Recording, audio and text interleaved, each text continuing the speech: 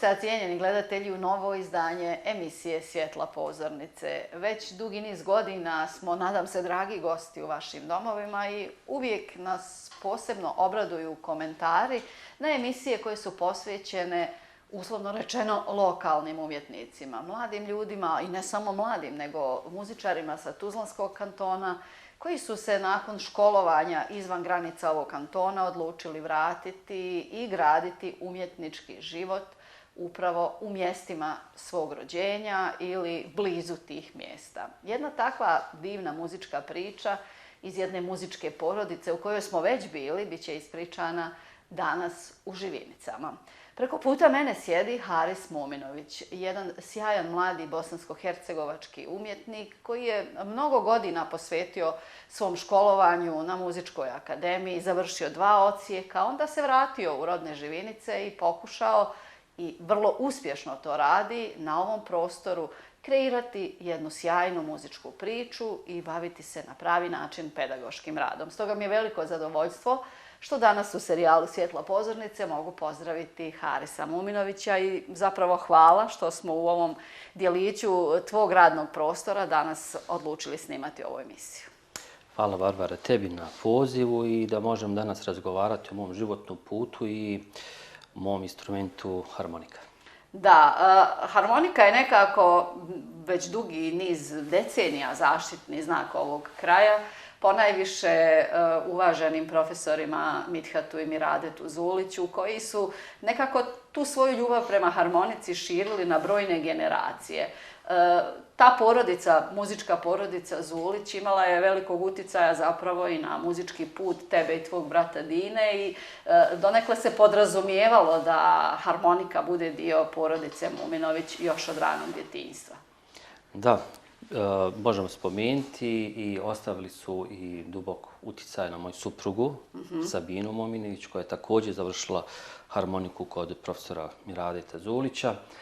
I mogu slobodno reći da su zaista ostavili, pogotovo profesor Miradet i profesorica Edina, jak uticaj na moje školovanje, na moj razvoj, kako privatno, kako u muzičkom svijetu, jer smo mi danas ostali kućni prijatelji poslije školovanja, što me i raduje, tako da i danas se družimo. Izveli su jedan veliki dio plejade i sjajnih harmonikaša, među kojima smo ja i Sabina. Da, harmonika imala, mora se reći, u jednom periodu tu nesreću, ako mogu da tako to kažem, da se nije moglo studirati harmoniku u granicama Bosne i Hercegovine, nisu postojali odsjeci na muzičkim akademijama i onda su neki čak se morali do Rusije zaputiti u nekim generacijama prije tebe ili zemlje regiona, a i tvoj muzički put nakon završene srednje muzičke škole okretao tek prema jednom drugom odsjeku na muzičkoj akademiji. Ja sam, ono što se kažu, dijete rata ili ratne agresije. Ja kad sam završavao 3. osnovni, kad sam trebao da upišem muzičku školu, tada je počela agresija na Bosnu i Hercegovini i muzičke škole se u regionu, Tuzlanskom kantonu, ugasile, samo je opstala muzička škola Tuzla. Ja sam bio primoran da idem da pohađam privatnu nastavu. Išao sam kod profesorice Norfeti do 7. razreda i onda u 8. razredu sam prešao kod profesora Miradeta Zulića. I onda posle toga upisujem srednju muzičku školu i nastavljam školovanje u srednjoj muzičkoj školi kod profesora Miradeta. Posle toga, to je bilo 2001. godine, završetak srednje škole, tada nije bilo odsjeka za harmoniku na Muzičkoj akademiji Sarajevo, ali je bilo na Muzičkoj akademiji Istočno Sarajevo. Međutim, u to vrijeme je bilo, već uveliko se pričalo da ta diploma neće biti priznata. Zbog ratnih, jer je to još su bile svježe rane i sve. Tako da sam se ja ipak odlučio da idem na Muzičku akademiju, jer je brat tamo već završio opšti smije, tako da sam ošao za profesora muzike i teorije muzike. I 2004. godine sam diplomirao na opštim teorijskom smjeru. I što se onda desilo? Otkud ponovo Haris na fakultetu? Ili se desila Sabina pa je ona sve to presulila? Desila se Sabina.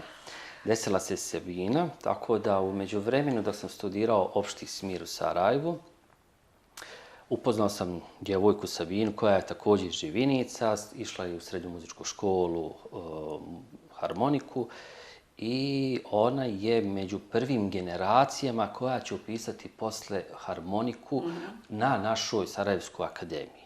Ona je druga ili treća generacija koja je upisala.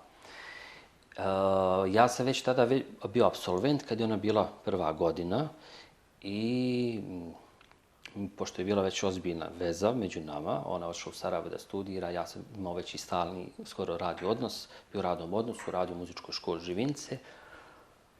I šta se onda dešava? Da ja se odlučujem da i ja upišem harmoniku na našoj Jednostavno je akademiji. ta ljubav prema izučavanju harmonike sve te godine bila toliko jaka da je sačekala da se mogne studirati. Jeste. Sad ima i to nekih zanimljivih momenata koji sam ja tek posle, kako sam sazrijevao, ostali su negdje tu u ušima, negdje u... Recimo, kad sam završio 2004. opšti smir, tadašnji savjetnik za muzičku kulturu Miko, mi smo morali polagati stručni ispit. Da. Na stručnom ispitu koji sam održao u muzičkoj školi Tuzla, posle tog ispita meni je Miko tada rekao, bivši savjetnik, jer sad je u penziji, je rekao, momak, nisam dugo ovakav čas imao. I šteta bi bilo da ti ne upišeš harmoniku. Dobro, u redu, hvala da ja završim, da idemo mi dalje. I okej. To su neki momenti koji su sad ostavili tog nekog traga. I jedna od nekih stvari je, kad sam bio na opštem smiru, na 3. i 4. godini smo imali muzičku pedagogiju koju je predavala tadašnja dekanesa Selma Firović. Ja sam jedini na 3. i 4. godini imao mušku desetku, tako je ona prozvala. Iz tog predmeta, to je držanje nastave. U osnovnoj školi, u srednjoj školi. Ja sam to tako održavao sa lakoćom da sam dobio jedini desetku. Sve su to stvari koje ću ja kasnije malo da rezonujem. Izanaliziraš naknadno. Analiziram i pošto je između mene i moje sadašnje supruge bila ozbiljna veza, morao sam da je čekam da završi fakultet, onda sam se opredijelio da ideš za njom. Da idem za njom. I jedna od razloga je što sam ja prilikom zasnivanja svog radnog odnosa posle Akademije opštih smira, moj prvi učenik za svega samo godinu dana rada u muzičkoj školi, Emina Mahbegović, odveo sam na federalno takmičenje gdje je bila pobjednik kategorije. I posle toga, to je nekako u aprilu, u maju mjesecu će biti međunarodni susret harmonikaša Pula, gdje sam ja odveo isto tamo, gdje smo 89 bodova, znači skoro prva nagrada. Da. I to su sve, znači već sam se tad predodredio. To su zapravo bili signali koji su govorili da će ta odluka zapravo biti ispravna. Da, to je samo negdje u meni tinjalo i Sabina je ta naša veza da je to sve bilo, da ću ja nju da čekam i to. I onda sam ja opredijelio se i ona mi je u mnogo svemu tome i pomogla. Da, lijepo je kada tako iz porodice zapravo od početka krene podrška, u tvom slučaju najprije tvoja porodica, roditelji i brat su ti bili podrška za opredjeljivanje za muziku, a onda kasnije osoba s kojom ćeš ti zasnovati porodicu ti je bila podrška za dalje, ali zapravo to nas vraća na priču koliko je u opredjeljivanju djece za bavljenje muzikom važna podrška porodice i važan taj vjetar u leđa da djeca znaju da su se opredijelili za pravi korak. Koliko si se ti zapravo susretao poslije u svom pedagoškom radu sa situacijama da moraš ili želiš da budeš taj vjetar u leđe svojim učenicima i podrška kada se opredjeljuju za muziku? I danas toga ima. Međutim, muzičku školu upisuju djeca, to je veoma mali broj se prima učenika. Tako da to uglavnom djeca upisuju koja su već uspješni u redovnoj nastavi, tako da i ti roditelji znaju šta želi od svojih djece. Naravno, ima roditelja koji kažu da želi da završe osnovno obrazovanje, ne moraju to biti takmičenje, ne moraju biti uspješni, da imaju osnovno muzičko obrazovanje, što i ja podržavam u donekle da dijete kad završi 6 godina muzičke škole, da može dalje samostalno se bavi muzikom, sviranjem, da li će to biti u kulturno-umjetničkom društvu ili nekim sekcijama drugim. Da. Ili tako dalje. Jednostavno da bude neka stvar opšte kulture, što i jeste bila u decenijama prije. Djeca su polazila i završavala muzičke škole kao dio neke opšte kulture koja se maltene pa podrazumijevala. Kada si završio i drugi svoj studij, jasno je bilo da će pedagoški rad biti nešto što će te dominantno opredijeliti u budućnosti, a kulisa koju mi imamo zapravo iza naših leđa je i prava potvrda da o kakvom se pedagoškom radniku radi. I sjećam se nekih tvojih tih prvih učenika koji su prolazili kroz naš program, već od najranijeg doba za njih su bile rezervisane prve nagrade. Pomenuo si i prvu učenicu s kojom si odmah uzeo sve važne nagrade ovdje i u regiji, ali koliko je zapravo to tebi značilo da znaš da radiš onako kako treba i da si ta neka iskustva koja si godinama kupio od svojih profesora primijenio na pravi način. Ja moram da opet spomenem svog profesora Miradeta Zulića koji ostavi jako uticaj na mene i svog profesora sa Muzičke akademije Vojina Vasovića. Prije toga ja sam upisao kod profesorce Belmi Šarančić. Međutim, profesor Vojin Vasović je zaista jedan čarobnjak za muziku, za harmoniku. On je ostavio jedan veliki i dubok trag na mene i otvorio mi malo, da kažem, drugačije vidike u svijetu muzike. Sada se vrati na svoj pedagoški rad.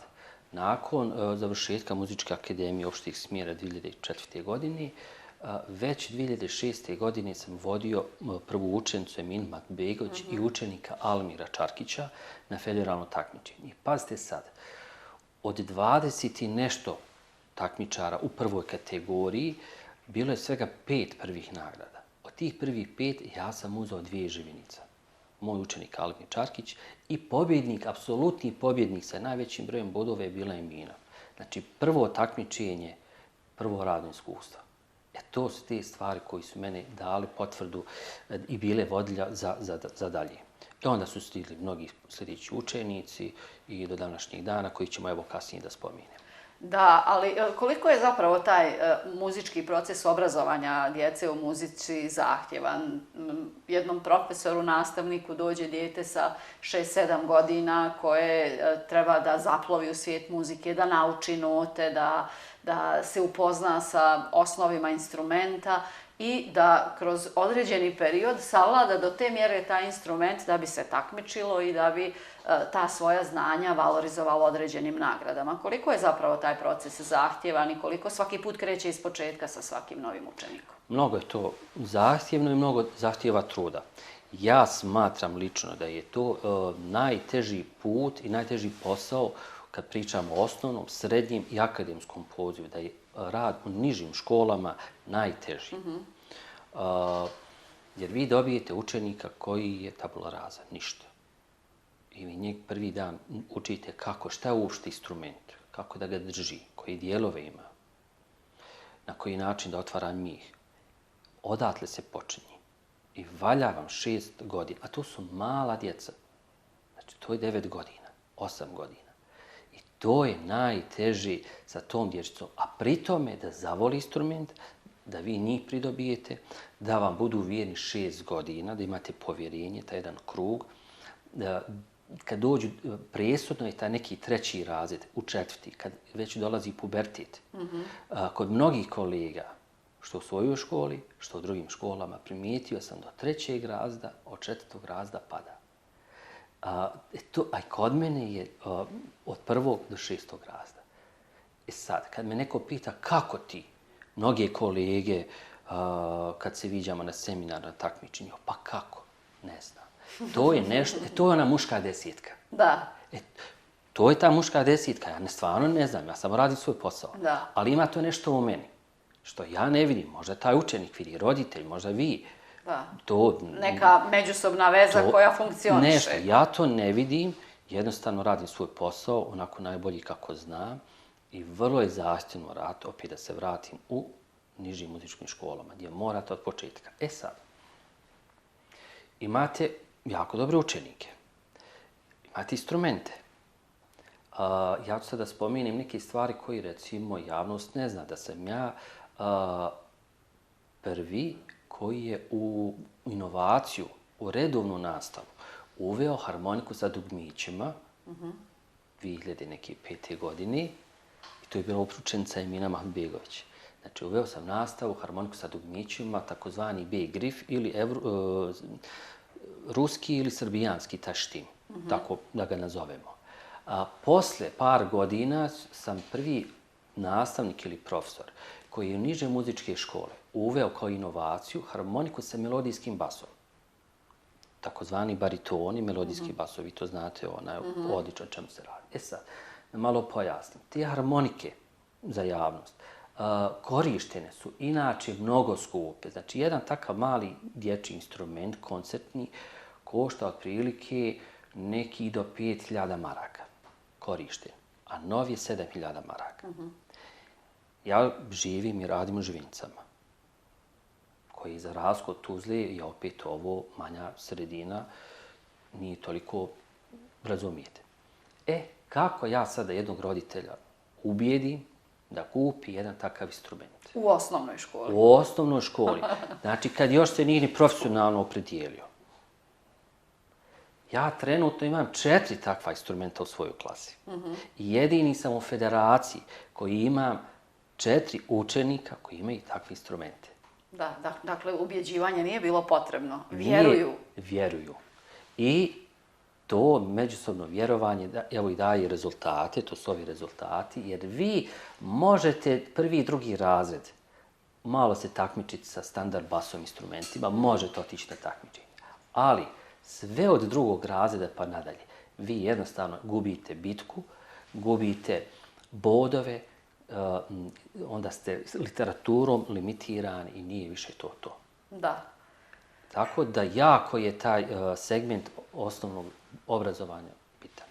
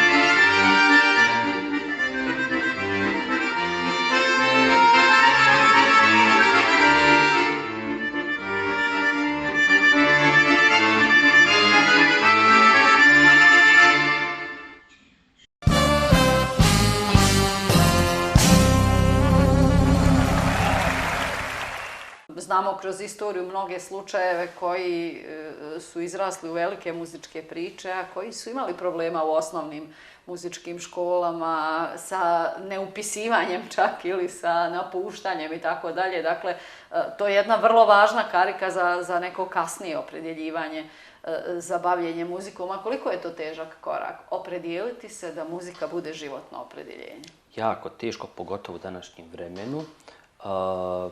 Ili da preformulišem pitanje, šta kad učenik dođe i kaže ja želim da se bavim muzikom profesionalno? To je jako je to zaista pitanje teško.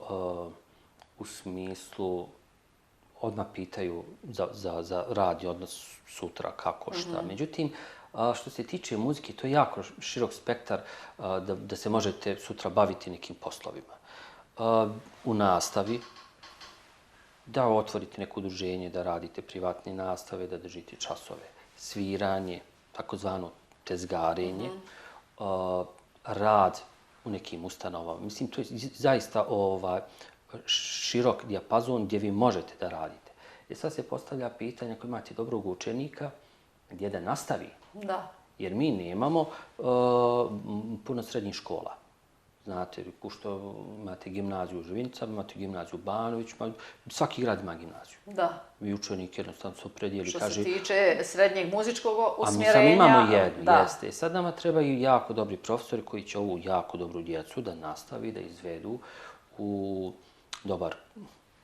na dobar put, kao što su to radili prije profesor Zulić. Tako da i to je jedan krug koji treba da se dobro preispita, da se vidi, da se odluči. Koliko je važno zapravo da na takvim mjestima postoje neki novi Zulići? To je kao što sam rekao da je jako bitno da imamo dobar temelj u osnovnom obrazovanju, jako je sad i bitno da ovo što smo mi napravili u osnovnom obrazovanju, da neko preuzme i da nastavi raditi, da proslijedi da li našu akademiju ili da ide negdje dalje u svijetu. Talenata zapravo na ovom prostoru nikada nije nedostajalo, samo kvalitetno usmjerenje tih talenata je ponekad i u nekim sferama znalo da zaškripi i zbog toga zapravo su vrlo često prekidane možda neke sjajne muzičke priče. Sve ste rekli, ja ne vidim da se dopunim, više ne mislim. Gledajući muzičku školu Žvince sa svakog odsjeka, jako dobri djeci vidi. I na klaviru, i na klarinetu, i na gitari. Jako dobri učenika. Samo sad šta ćemo mi uraditi sa njima? To je do nas, do roditelja i zajedničkog. To ja kažem, to je neki trougao. Mora biti. To je to. Ono opet što se vraćam, te harmonike, da roditelj uloži da kupi 7.000 maraka. 7 godina dana je rok isporuke tog instrumenta. Da. To su jako skupe. Održavanje tog instrumenta morate da ga mazite, pazite i tako dalje. Sve je to jedan krug i sve jako je bitno da se tu drži ta veza. Da. I da ta veza bude neraskidiva zapravo. I veza između najprije učenika i instrumenta, a onda i svih profesora koji se pojavljuju kroz životni put tog jednog mladog muzičara. Kažem, ovdje vidimo mnogo plodova uspješnog pedagoškog rada.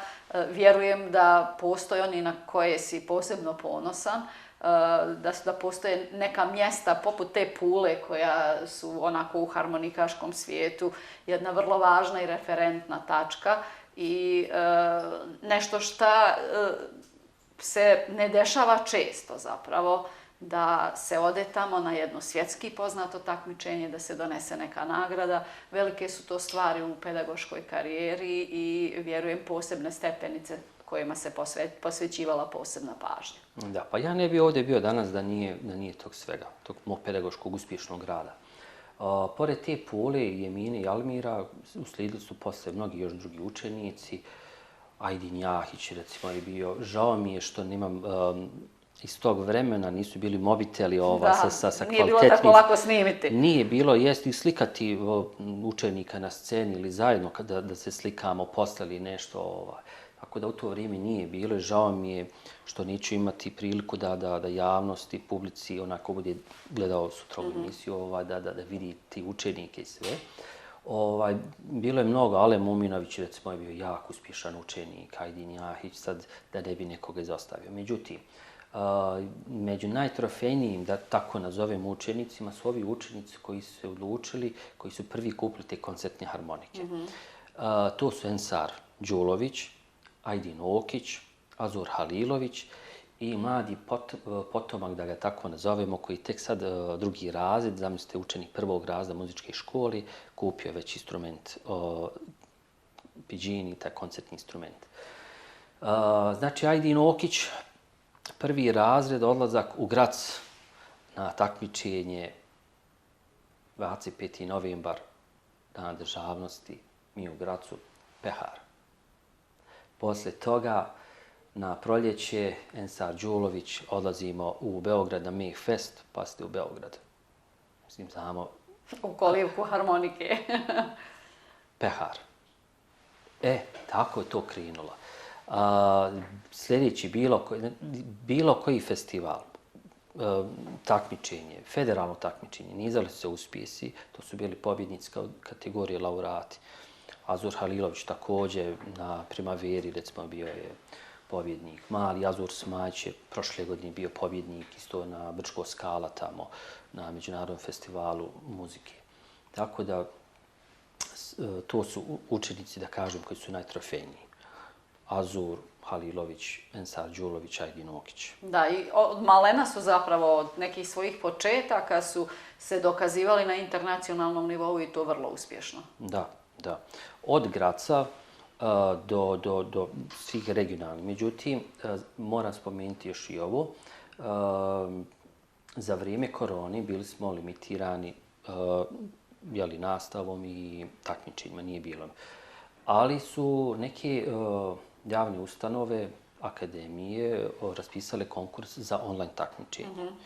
Recimo, Svjetski trofej je raspisao konkurs koji će biti online.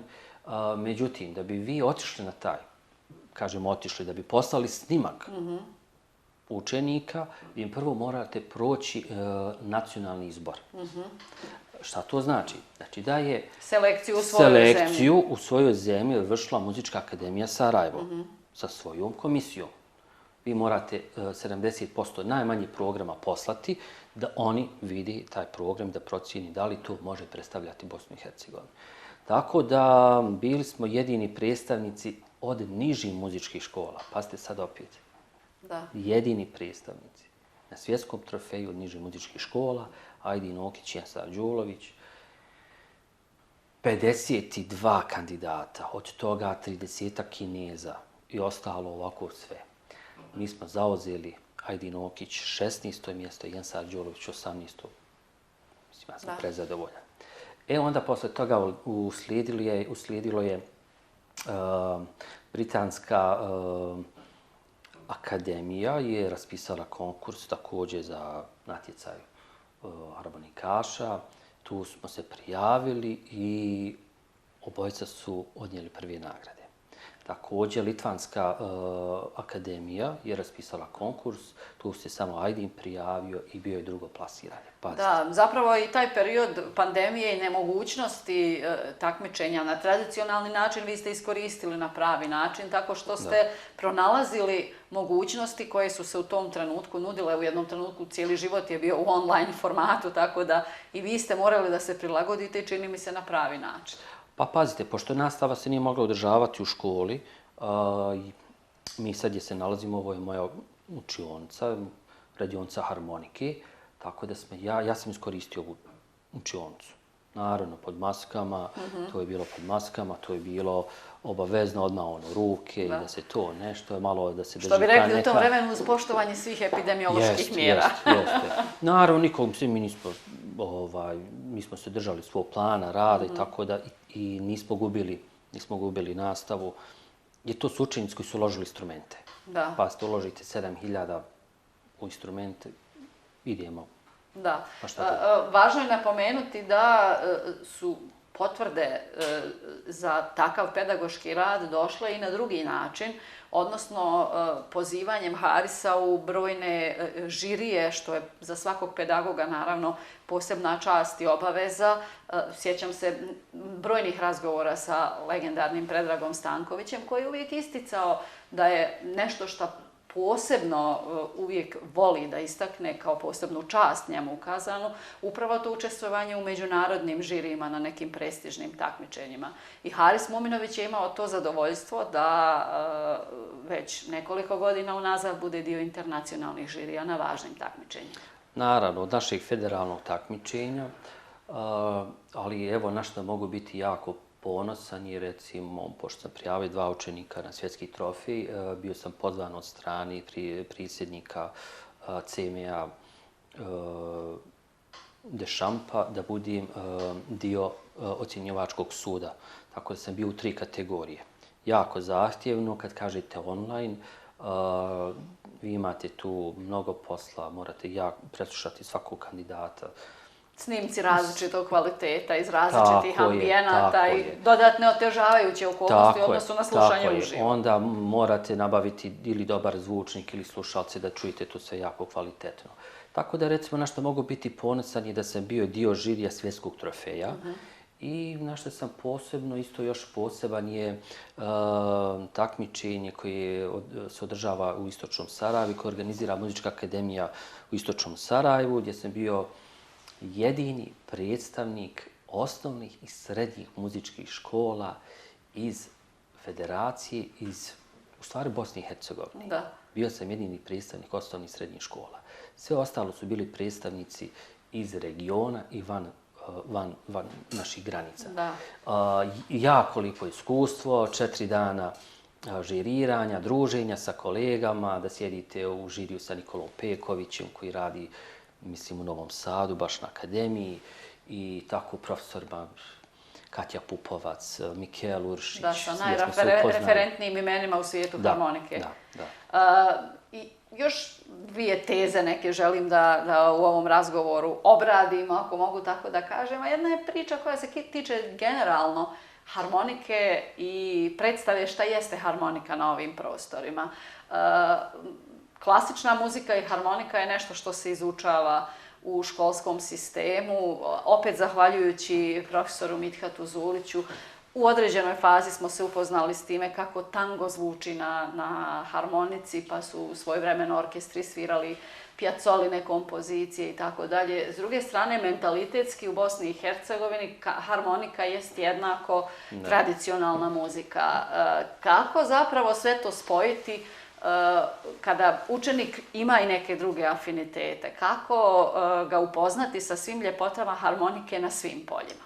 Ja ne bježim od toga. Naprotiv, bio sam na dosta i master klasova, predavanja, radionica. Čak Radomir Tomić, koji se smatra ocem harmonike, koji je prvi profesor koji je završio u Rusiji, vratio se u Srbiju, započeo, i njegovi prvi profesor su Vojin Vasović, tako dalje, i mnogi drugi. Pa na jednom predavanju on kaže, zašto da ne,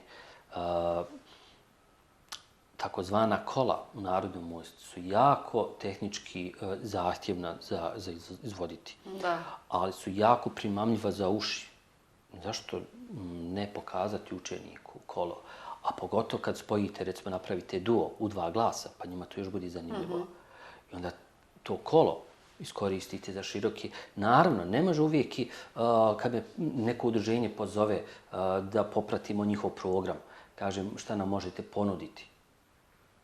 Ja znam da tu ne mogu proći sa klasičnom muzikom. Znači ide nešto iz tradicije. I onda uvijek imam spremno da li jedno kolo, da li jedna sevdalinka, gdje se predstavljamo, učenici zadovoljni, svi su zadovoljni, a oni kroz ta kola i narodne pjesme, naravno vodeći računa, kad sviraju to, da vodi računa sve ono što harmonika kao instrument zahtijeva od svojih specifičnosti, da ne odstupamo od toga. Znači, u skladu sa tim harmonikaškim normama. Koliko je zapravo harmonika uklopiva u bilo koju vrstu muzike? Mislim da je sve uklopljiva.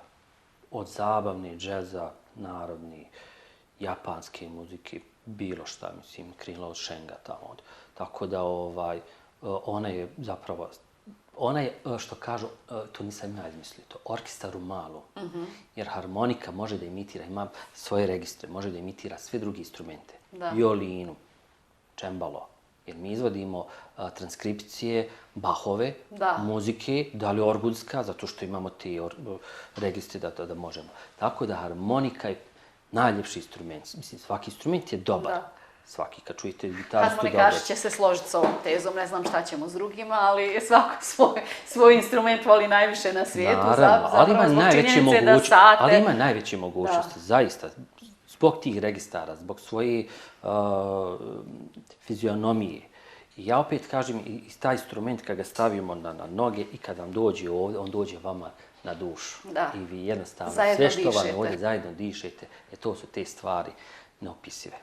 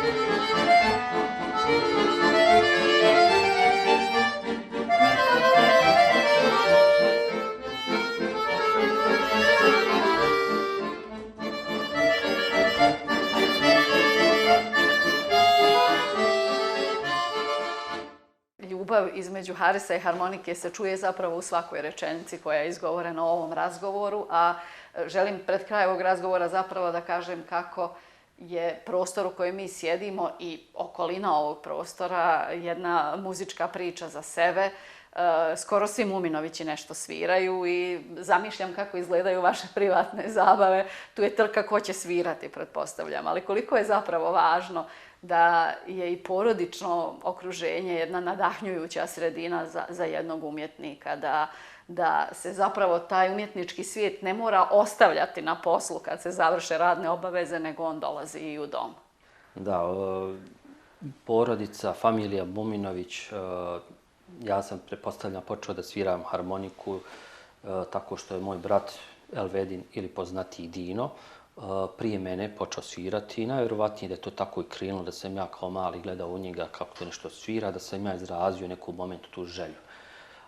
Poslije toga, evo sada njegova kćerka je već Ajla, da ih spominim, ona je 3. razred srednje muzičke škole, u klasi Slađani Dedić, poznati profesorici, njegov sin je 6. razred muzičke škole, u klasi moje supruge Sabine Muminović. Moja supruga Sabina je također prvi, da i ovo spomenemo, Sabina Muminović, Hasanović, djevojačko, je bila prvi profesor harmonike u povijesti grada Žvinica. I to recimo je... Znači, svako od nas ostavio neki pečat, u gradu Žvinice. I moja kćerka Nadija Muminović, koji je sada trenutno 2. razred osnovne škole, nju smo predijelili za instrument gitaru, tako da jako Fali vam uspješno za ide. orkestar. Fali nam za orkestar, da. Ali zapravo je to priča o tradiciji koja se u ovoj porodici nastavlja i priča o tome koliko su zapravo te muzičke porodice od početka pa kroz decenije koje idu. Muzika je stvar koja povezuje, muzika je nešto što se podrazumijeva, vjerujem, u slučaju porodice Muminović. Ne postavlja se pitanje da li će neko dijete ići u muzičku školu, nego samo šta će svirati, je li tako? Mi to ne namećemo, da se razumijemo, to nije stvar nametanja, to je jednostavno Urođena ljubav. urođena ljubav gdje djeca mi u određeno vrijeme ponudimo. Da li bi željela, voljela, bilo bi lijepo, šta misliš, taj instrument, ova ili ona, i kad ona kaže da bi voljela, mi smo ona tako. A genetika je čudo. Genetika je čudo. Talenta ne nedostaje. Imamo još jednog, imamo i sina Din, zove se Din, on je 3 godine, jako lijepo pjeva, znači jako intonativno, vidjet ćemo, znači kad dođe određeno vrijeme i njemu ćemo ponuditi. Da, predlažem kod Dina ima bubnjeva, pa neka onda bude jedan bubnjar. Ponudit ćemo šta bude htjeo, mi smo tu kao roditelji da podržimo, da guramo, to je to. Ja ću se u ovom trenutku zahvaliti na ovom razgovoru i zapravo na svim tim pečatima koje Muminovići ostavljaju kroz svoje djelovanje na području Živinica, ali i cijelog Tuzlanskog kantona. Važno je nekako da se ljudi vraćaju u svoja mjesta i tu grade muzičku i kulturnu scenu, obrazuju mlade naraštaje, da bi se bogata tradicija svih ovih krajeva nastavljala, je li tako? Tako je.